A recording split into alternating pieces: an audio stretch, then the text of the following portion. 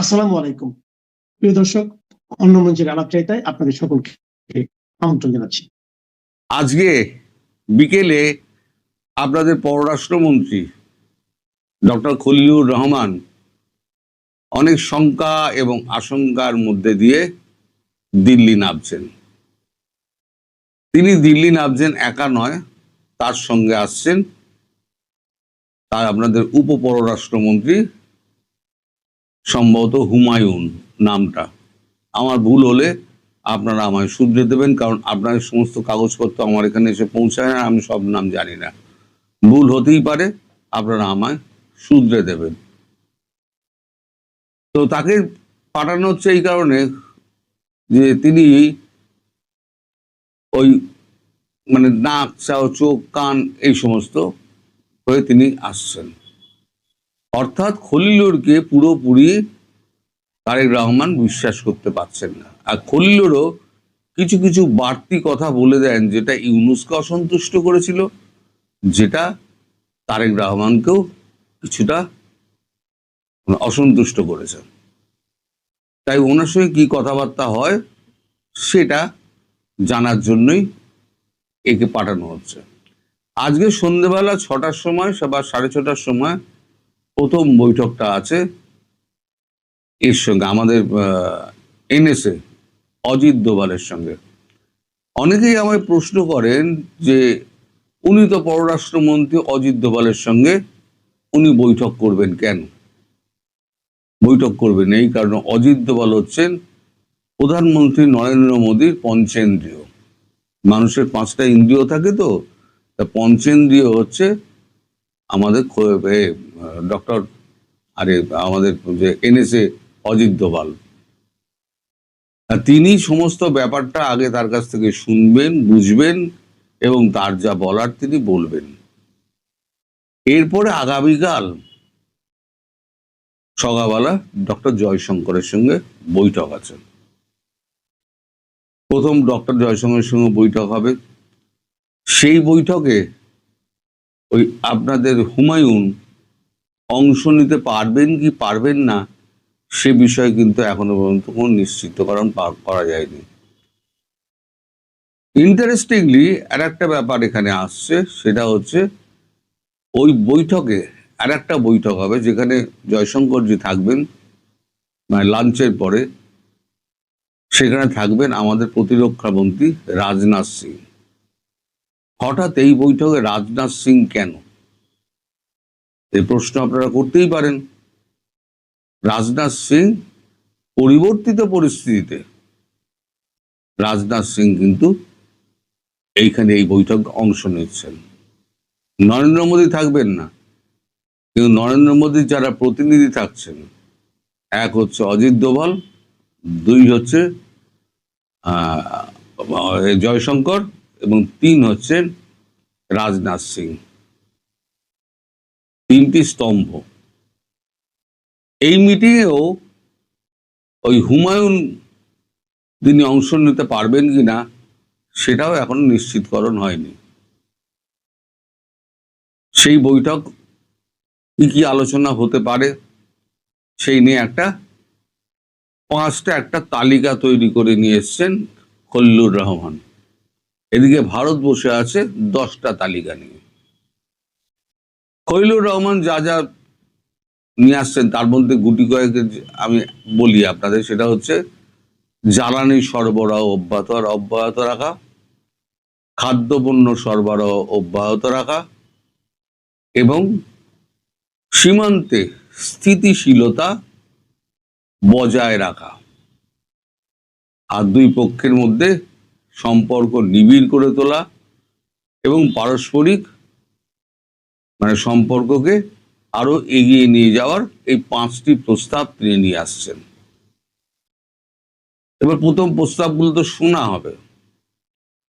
এবার জয়শঙ্করজি এবং অজিত দোভাল এবং রাজনাথ সিং 3 জনে যখন ওনাকে চেপে ধরবেন যে 10টা পয়েন্টের ওপর যে তারেক রহমানকে ছাড় দেওয়া হয়েছিল, তখন তো কাটামুন্ডু সব নেড়েছিল।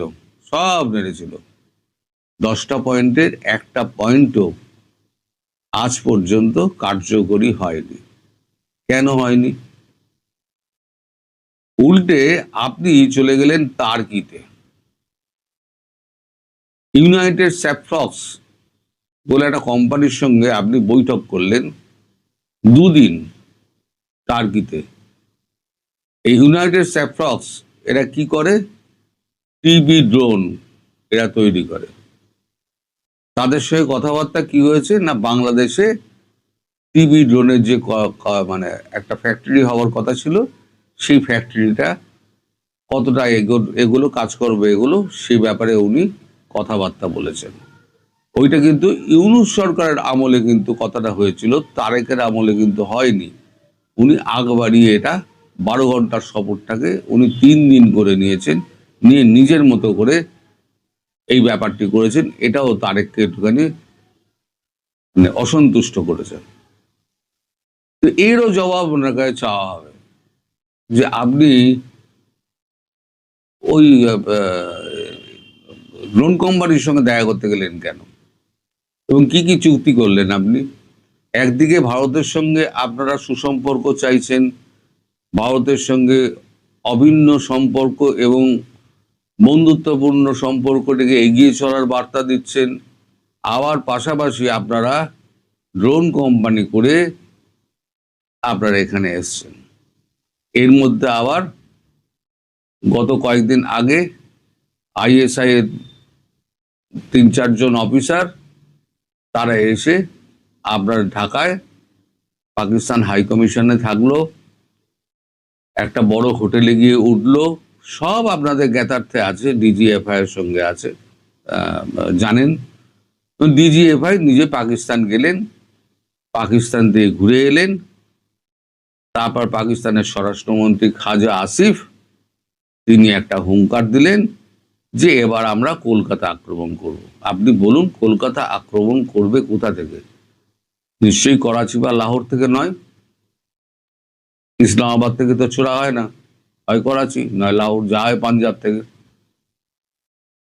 তার মানে পূর্ব দিকটা ব্যবহার হচ্ছে। আপনারা এদিকে শান্তির কথা বলছেন, সহাবস্থানের কথা বলছেন, হাতে হাত ধরে এগিয়ে যাওয়ার কথা বলছেন, আমাদের একটা প্রস্তাব আপনারা মানছেন না। উল্টে আপনারা চাইছেন যে আপনাদের সব রকম সহযোগিতা ভারতবর্ষ করুক। কেন করবে? এটা যুক্তি থাকবে তো? কেন করবে? এবার রাজনাথ সিং যা যা বলার তো উনি বলবেন, কি কি বলবেন তা তো আমি জানি না, যা যা বলার তো উনি বলবেন। বর্তমান পরিস্থিতিতে রাজনাথ সিং এর ওখানে উপস্থিত হওয়ার কারণ একটা, সেটা হচ্ছে গতকালকে তার আগে বেশ কয়েকবার আমি আপনাদের বলেছি যে বাংলাদেশের অবস্থা আমাদের বাংলার ইলেকশনের ওপরে কিন্তু অনেকটা নির্ভর করছে। আমি বেশ কয়েকবার বলেছি। আজকে সেই রকম একটা খবর বেরিয়েছে আমাদের কাগজে, কিন্তু এই খবরের সঙ্গে যদি ওই খবরটা মিলিয়ে দিই তাহলে পরে কি হবে, দুটো লেজে গোবরে হয়ে যাবে। ফলে খবরগুলোকে আমি ভাগ ভাগ করে দিচ্ছি। এখন এই খবরটা দিচ্ছি, এখন তারপরে ওই খবরটা দেবো। তারপরে 9 তারিখে ওনার মরিশাস যাওয়ার কথা, এবং ওনার অনুরোধে মানে খলিলুর রহমানের অনুরোধে একই বিমানে খলিলুর রহমান এবং ডক্টর জয়শঙ্কর 4.5 ঘন্টার ফ্লাইটে ওখানে যাবেন, মরিশাসে যাবেন। এই 4.5 ঘন্টার ফ্লাইটে কি কি আলোচনা হবে সেটা কিন্তু আমরা কেউ জানতে পারবো না। ওই ফ্লাইটের আভ্যন্তরে কি কি আলোচনা হবে কেউ জানতে পারবে না। এগুলো অত্যন্ত গোপনীয় ব্যাপার।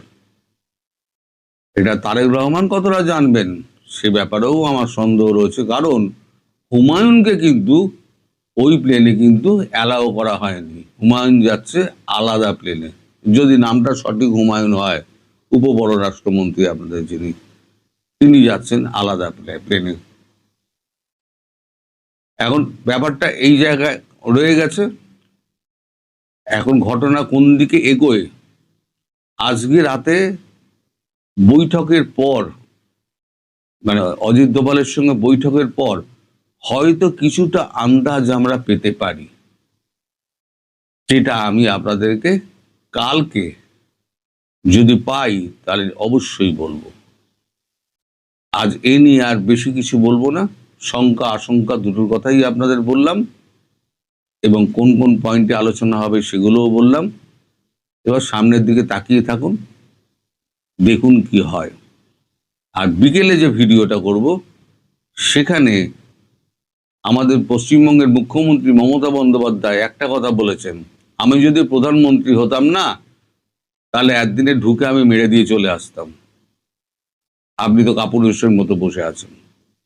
প্রধানমন্ত্রী মোদীকে উনি বলেছেন, সেটা নিয়ে একটা খবর বেরিয়েছে কাগজে, আমি খবরও দেখাবো এবং কি কি বলেছেন এবং তার পরিপ্রেক্ষিতে কি কি ঘটতে চলেছে সেটাও দেখাবো। সবাই ভালো থাকবেন।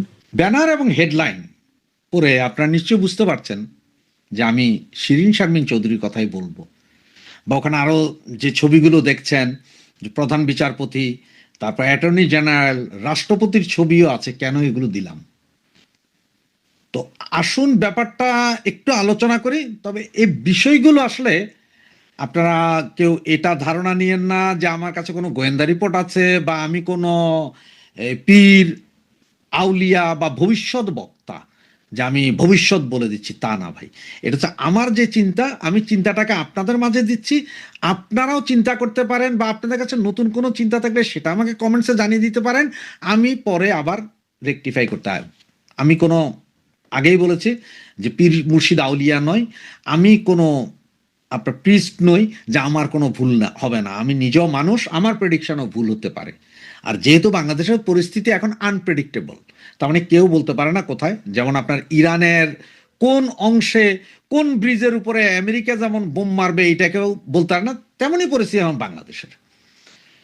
তারপরে সকলে জানেন যে শিরিন শারমিন চৌধুরী বাংলাদেশের ইতিহাসে সর্বপ্রথম মহিলা স্পিকার ছিলেন, এবং খুব প্রাণোচ্ছল একজন মহিলা, এবং ঢাকা বিশ্ববিদ্যালয় বা আইনের সর্বকালের সেরা একজন মহিলা। আইনের, বাংলাদেশের জন্য, বিদেশের জন্য না রে ভাই, সেটা বললে আবার ভুল হবে। বাংলাদেশের জন্য খুব জুয়েল একজন মহিলা ছিলেন, মানে পড়ালেখায় খুবই ভালো ছিলেন। ওনার মতো একজন মহিলাকে এনে আপনার আমাদের মাননীয় সাবেক প্রধানমন্ত্রী বঙ্গবন্ধু কন্যা শেখ হাসিনা বসিয়েছিলেন নারীর ক্ষমতায়নের কারণে, যাতে নারীরাও আসতে পারে আমাদের সাথে সম অধিকার বা সমান করতে পারে। এই জন্য শিরিন শারমিন চৌধুরী, আমরা যখন জানতাম যে উনি সেনা হেফাজতে ছিলেন, আইএসপিআর এর যে বিজ্ঞপ্তি ছিল 600 কতজন সেনা হেফাজতে আছেন, তাদের মধ্যে শিরিন শারমিন চৌধুরীর নামও ছিল। এরপর আর কেউ জানতাম না। হঠাৎ করে একদিন আমরা সকলে জানলাম যে শিরিন শারমিন চৌধুরী স্পিকার পদ থেকে ইস্তফা দিয়েছে। কিন্তু ওনার ইস্তফা পত্রটা আসলে সরাসরি উনি কি দিয়েছেন কি দেননি, বা এটার কি, এটা কেউ জানে না। যেমন বলা হয়েছিল যে শেখ হাসিনার পদত্যাগপত্র ছিল, কিন্তু পরবর্তীতে জানলাম যে উনি তো পদত্যাগপত্র দেনই নাই। আমাদের নেত্রী, জননেত্রী শেখ হাসিনা নিজেই বলেছেন যে উনি পদত্যাগপত্রই দেন নাই। তাহলে দেখাবেন কোত্থেকে বা পাবেন কোত্থেকে?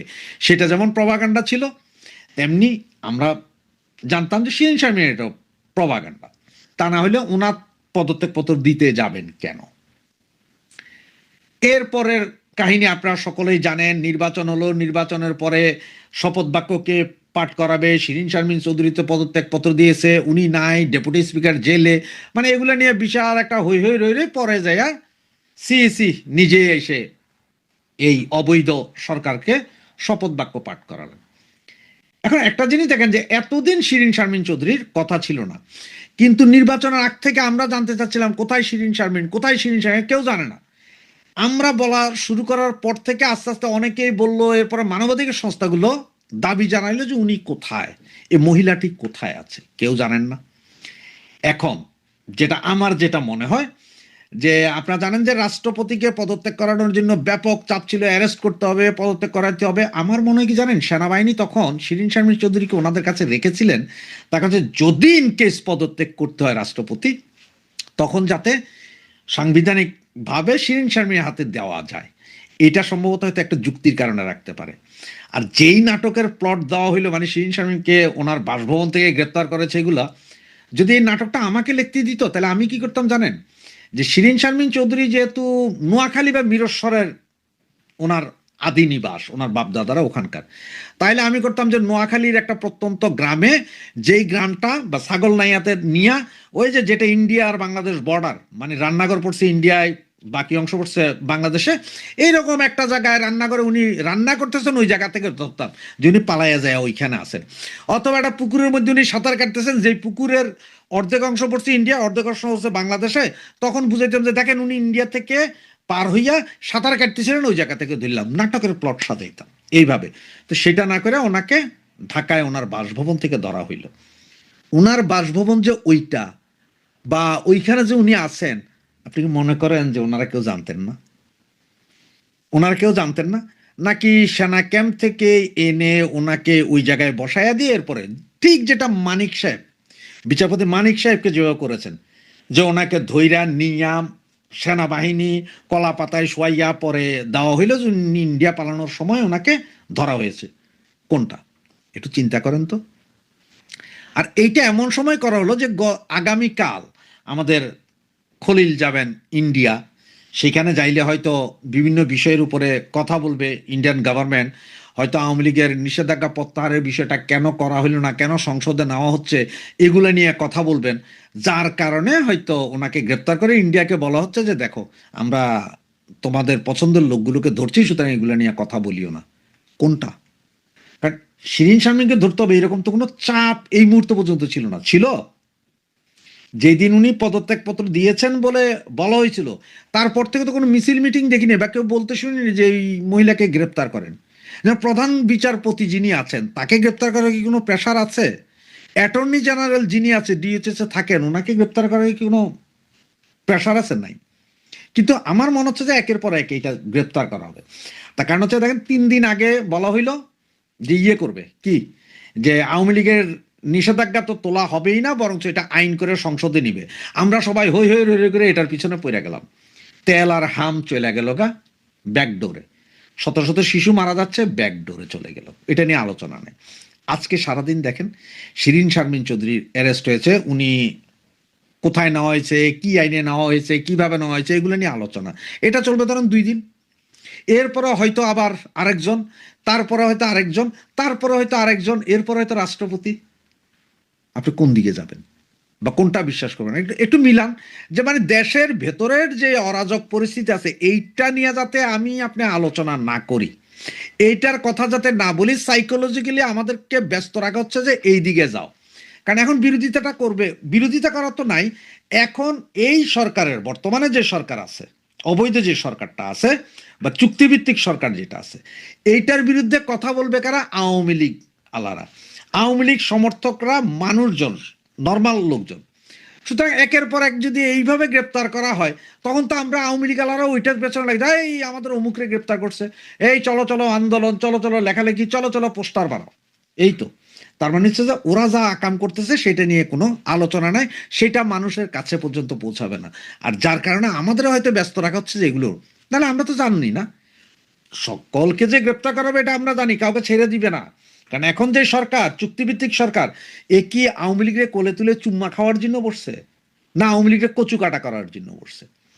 যে দলটা কচু কাটাই করবে আমাদেরকে, সেই দল যে এগুলো করবে এটা তো আমরা সবাই জানি। যারা জানেন না তারা আস্তে আস্তে জানেন, শিখেন, একটু দেখেন, বুঝেন, এটা হচ্ছে মূল কাহিনী। সুতরাং এই শিরিন শারমিনের পরে আরো কে কে, সেটা হচ্ছে যে এখন $1 মিলিয়ন কোশ্চেন। তো সেটাই যে আগে গ্রেপ্তার করে নাই, তার কারণ হচ্ছে যে যদি ওনাকে লাগে রাষ্ট্রপতিকে পদত্যাগ করাইতে হলে তাহলে ওনারে বসায় দিতে হবে। এখন সব শেষ, এখন কোনো সমস্যা নাই, কালকে রাষ্ট্রপতি যদি পদত্যাগ করেও তাতেও বিএনপির কিছু আসে যায় না। ওরা তো এখন ক্ষমতায়, আরেকজন রাষ্ট্রপতি চুজ করবে উইদিন এ সেকেন্ড, উনি যাবেন ক্ষমতায়, এরপরে তো রাষ্ট্রপতি গ্রেপ্তার হবে। বাকি এই যে গত 18 মাসের যে আকাম হয়েছে, এই 18 মাসের আকামের যে দায় এই মুহূর্তে বিএনপির সরকার নিচ্ছে, সেইটার জন্য কাউরে কিন্তু গ্রেপ্তার করা হচ্ছে না, সেইটার জন্য বিএনপি সরকার সেদিকে চোখ নাই। কারণ ওগুলো তো সব ভাসুর, ওনাদের ভাসুরদের কথা তো মুখে তোলে না। সুতরাং অতীতের সরকারকে আনো, তাদের লোকজনকে একজন একজন করে গ্রেপ্তার করো, সেইটা নিয়েই আওয়ামী লীগ ব্যস্ত থাকুক, আর আমরা মানুষের ঠান্ডা রাখার চেষ্টা করি। কারণ হচ্ছে দেশের মধ্যে এত সমস্যার ভেতরেও আপনার এই যে গ্রেপ্তার, এদের গ্রেপ্তার করলে কি সমস্যার সমাধান হয়ে যাবে বলে মনে করেন? এদের গ্রেপ্তার করলেই কি দেশে সোনা ফলতে থাকবে? পেট্রোলের নদী পেয়ে যাব আমরা, নাকি ডিজেলের কূপ পাবো? কোনটা? নাকি বিদ্যুৎ বিভ্রাটের সমস্যার সমাধান হয়ে যাবে? কোনটা হবে? কোনো কিছুই তো হবে না। নাকি এই যে 238 জন শিশু মারা গেল, আওয়ামী লীগের সব নেতাকর্মীদের ধরলে কি এরা সব বেঁচে উঠবে? নাকি আপনারা কয়দিন পরে বলবেন যে এই শিশু সবগুলোরা আওয়ামী লীগ নেতারা যে গলা টিপা মারছে? কোনটা? নাকি বলবেন যে আওয়ামী লীগ নেতারা এখন পেট্রোল, ডিজেল, অকটেন পকেটে করে করে সব নিয়ে যাচ্ছে? কোনটা বলবেন?